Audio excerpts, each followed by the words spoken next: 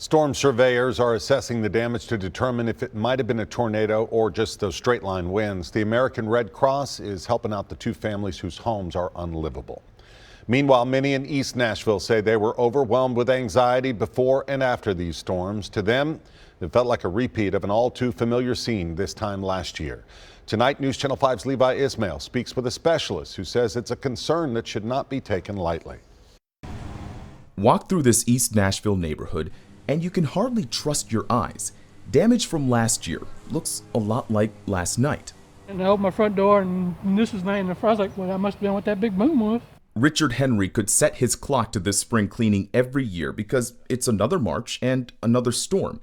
In 2020, a tornado took just a few of his shingles. This year, much different. Mother Nature's letting me know that she didn't forget about me. It wasn't so much what Susie Dees saw that was the problem. It was how she felt the second time around.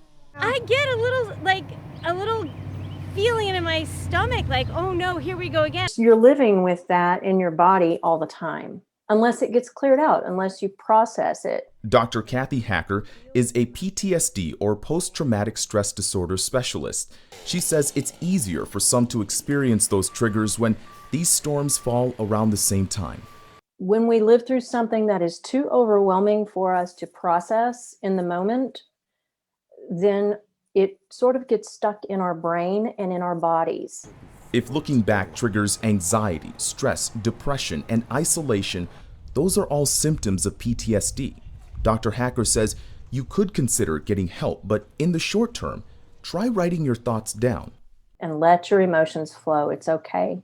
Taking words from your mind and putting pen to paper can clear some of those memories you'd rather leave behind. Most importantly, it's about being in the moment and not reliving the past. Levi Ismail, News Channel 5.